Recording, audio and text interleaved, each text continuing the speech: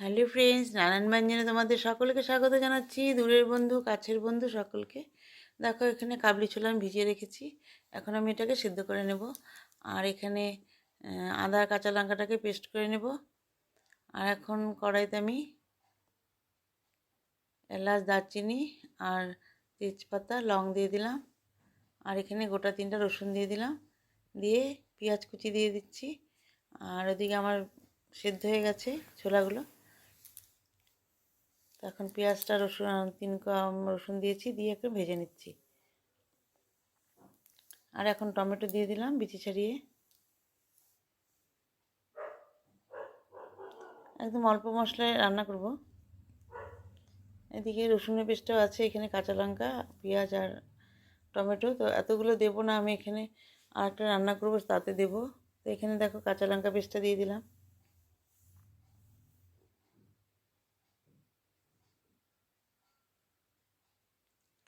কাঁচা লঙ্কা পেস্টটা দিয়ে এখন এখানে পেঁয়াজের পেস্ট দিয়ে দিলাম।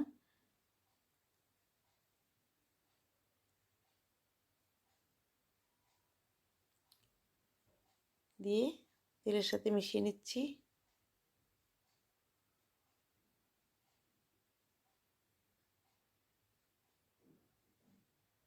আর এখানে রসুনের পেস্ট দিয়ে দিলাম।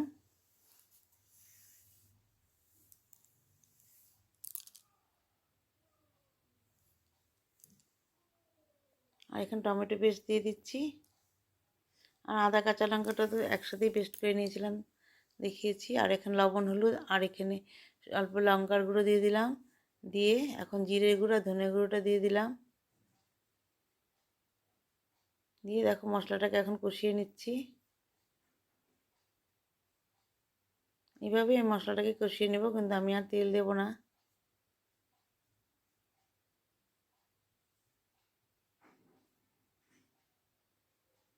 আর এদিকে অল্প চিকেন বসিয়েছি।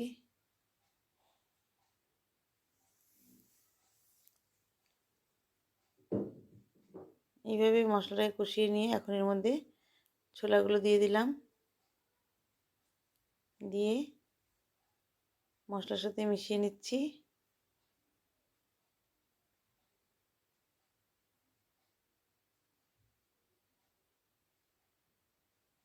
এইভাবে মশলার সাথে কষিয়ে নিয়ে আমার গরম জল করা আছে, এখানে সামান্য গরম জল দিয়ে দেব।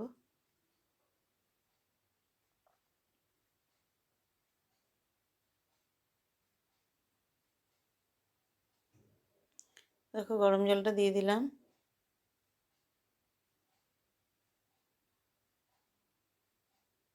এভাবে গরম জল দিয়ে মশলার সাথে সব মিশিয়ে নিচ্ছি। তো এখন দেখো একটু ফুটে উঠেছে। এখন এখানে একটু চিকেন মশলা দিয়ে দিচ্ছি, তাহলে একটু সেন্টটা ভালো হবে।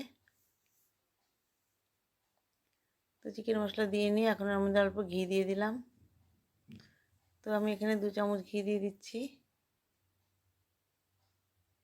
1 চামচ দিয়ে দিলাম, তারপরে আর 1 চামচ দিয়ে এখন আমি এটাকে নাড়িয়ে নিলাম।